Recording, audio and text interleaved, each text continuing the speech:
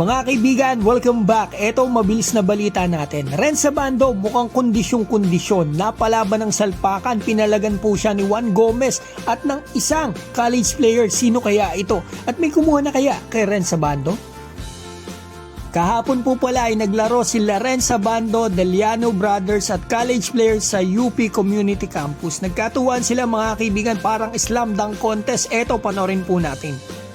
So eto, tignan po natin ang gagawin ng college player. 6'4 yan mga kaibigan. At eto, tignan naman natin si Juan Gomez Deliano. 6'1 ata to mga kaibigan, windmill. So yun, makikita natin, Renz Abando mukhang kondisyon. Parang baliwala lang kay Lakay mga kaibigan. Talaga nakakamiss na nilaro ni Renz Abando talaga mga kaibigan. So ito, yung palang isa mga kaibigan na ito, pumalag kila Renz Abando ng salpakan ay si Aldous Torculas mga kaibigan, player ng UP at maglalaro ngayong season na ito sa NCAA na. Lumipat na siya dito sa San Beda mga kaibigan. Yan mga kaibigan, 6'4 yan.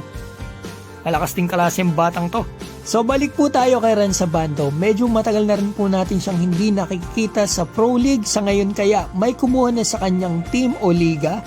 Kaibigan, sabi po sa akin kanina lang nang natanong ko ay parang wala pa daw po sa ngayon. Pero kita naman natin mga kaibigan yung talento, kalidad at husay ni Renz Abando. Madami po talaga magkaka-interest sa kanya. Sa KBL, ang pagkakaalam ko pwede na siyang bumalik kung doon sa dati niyang team na Anyang. Pero pag sa ibang team, next year pa mga kaibigan.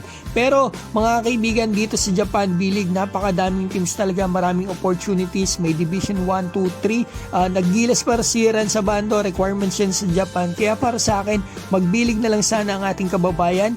Two-way player naman siya and tested na. Sana talaga makalaro na ulit ang ating kababayan na si Renz Abando.